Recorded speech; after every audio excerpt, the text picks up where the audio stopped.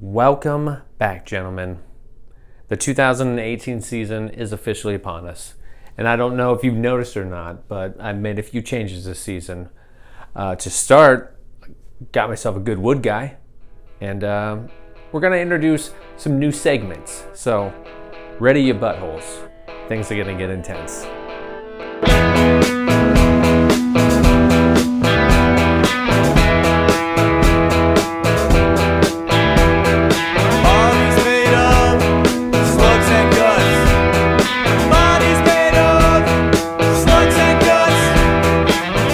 So let's start with 10th place. And I know it feels like deja vu here, but Akron Pros is our current last place team. Now, that's no place for the quote unquote running back king to be, now is it? Other than Gordon, your backs have looked about as good as mine. And that's just the worst. And that's also a great way to segue into our new segment of the season. I couldn't succeed at what I'm doing. Lowest scoring team of the week. Finishing with 93.26 against everybody's arch nemesis, Donnie Donzel. Now, I can imagine how disappointed you were with McCaffrey and Freeman, but it had to be a huge blow seeing that the Saints, which was pretty much everybody's defensive pick of the week, scored negative points. Now, don't worry though. Your week 2 matchup against Scotty Dog should help steer your ship in the right direction, right? That's right. I'm as shocked as you are. 9th place. Why do bad things happen to good people? I don't know. But, I appreciate you saying that. I do. But if I had to blame this loss on one person, other than Guy Fieri's new egg white princess, that would have to be that piece of shit Le'Veon Bell himself.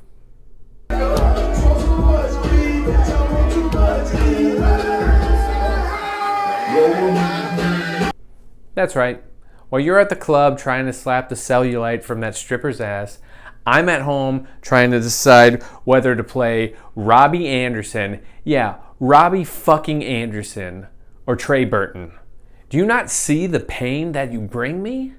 And to lose against reigning last place, the last thing I'm trying to do is give my wife some self-confidence, okay?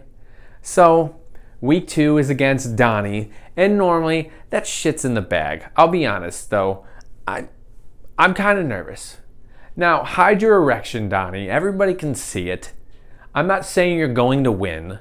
You never have before. I'm just saying it might be your best shot this coming week. In 8th place this week, Cleveland Steamers.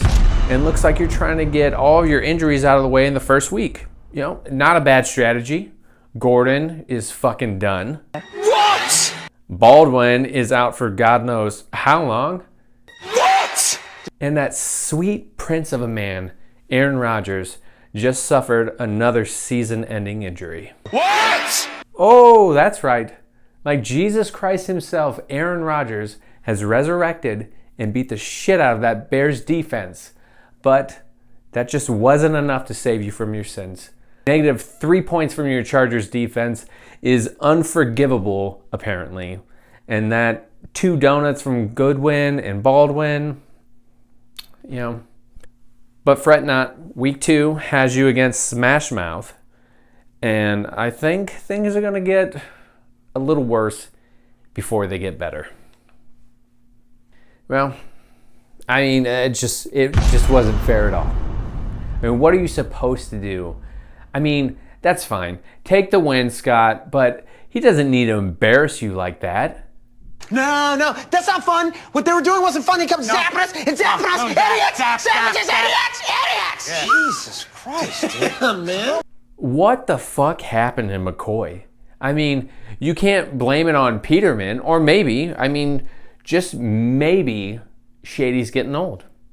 He sure as hell looked it. And Peyton Barber looked how, we all expected Peyton Barber to look. But oh man, Julio Jones looked fucking good. Pass rush is so good. The corners try and jump.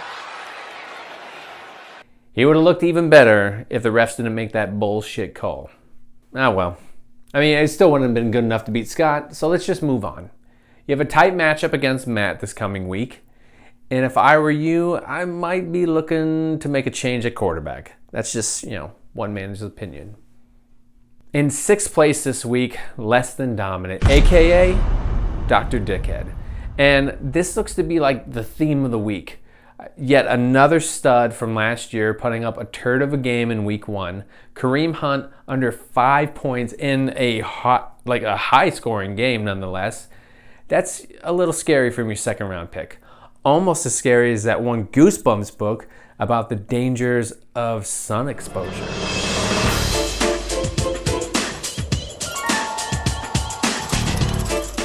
I still get nightmares from that one. You had a bright spot from Mixon. Juju, Elliott, all look good. It's a loss to it's a loss to the former Whopper, so I know it's tough, but next week should be a bounce back. You take on Mr. P-Chop, and I think you're a strong favorite in this one. Well, look at you. The new Smash Mouth trying to rebuild her image with a week 1 win. You know what? Technically, you're at the bottom of the 5 winners, so suck on that. It was a tight one there going into Monday. You were nervous. You had your doubts. I mean, for a minute there, of course, but here comes fucking Todd Gurley coming to save the day.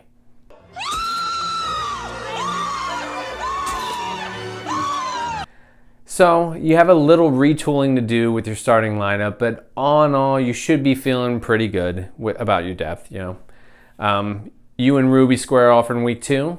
Those are always good ones. It's like watching a brother and sister fight, and I mean that in it's annoying and one of you always end up crying. So I mean, it should be fun. In 4th place is Fear the Beard, and this one was pretty much handed to you. 3 of Ruby's players combined for -3 points. But hey, a win is a win. I won't judge. I am a little upset though.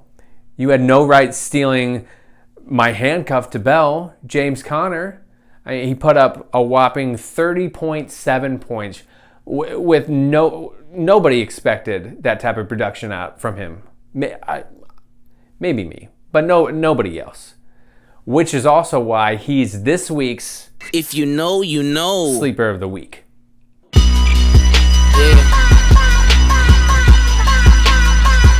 If you know, you know. If you know, you know. So with Bell gone for who knows how long, Connor looks to be one of the best steals of the draft this year. And I know it's a bit early to be giving out awards and stuff, but he's getting 20 plus touches out of the gate, not to mention catches out of the backfield. So next week, it looks like you have a good shot of carrying that success over against Roosters. You're heavy favored in this one. Andy Scott, 2-0.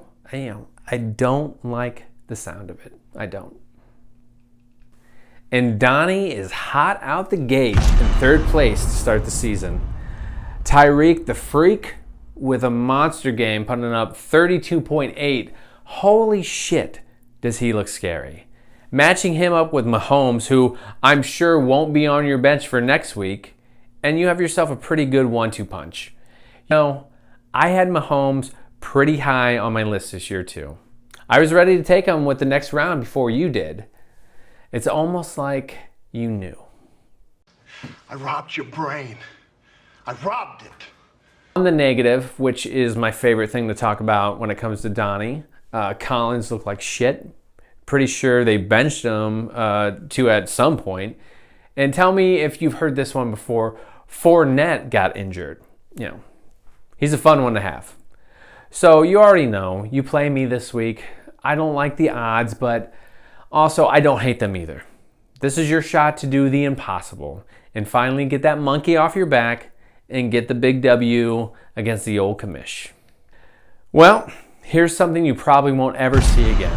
And I know what you're thinking, and no, it's not a sweet pair of Jinkos that died out way too soon. No, it's Roosters in 2nd place, and honestly, I'm not shocked. This happens from time to time. You start out with a solid team, and then you find a way to reach yourself. You had a lot going on for you, though. I mean, Brady, Barkley, Allen, Sanders, fucking everybody. I know. You were our prize week winner for the highest scoring kicker, which brings us to our next segment. Locking down that leg. It's a saying that Brandon and I hold very dear to our hearts. And Greg Zerline, with his 16-point game, hopefully has showed you the way too. Next, I'm smelling some upset against a strong Fear the Beard team. It looks lopsided in this one, but it could turn out to be a good fight. It could. Well, the champ gonna do what the champ gonna do. Continuing his reign in first place, Scotty Dogs, and I hate to crush on Scott's team, but goddamn it, that was impressive. It was like a message to the league. Breeze, Kamara with 30 points plus each. Thomas, 1 point off 30 himself. I mean, that Saints offense, holy shit. There's just not one bad thing I can say about your team this week. And trust me, I tried pretty fucking hard to find something. And let's not ignore the elephant in the room, okay? Our last segment, the highest score of the week.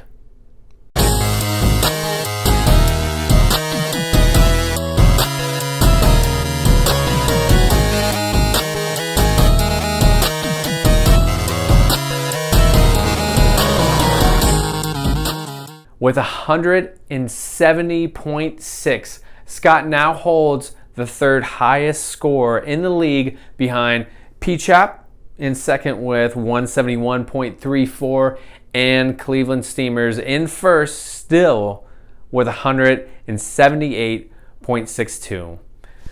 Going into week 2, you get a fairly easy matchup against Akron Pros. I'm smelling, I'm not smelling upsets. I'm not. The champ moves on to 2-0. And that's week 1 recaps, everyone. Don't forget to check out the message board for prize weeks, weekly pick'ems, any league-related news, anything like that. The channel. Subscribe to it. It's how we function. Until next time.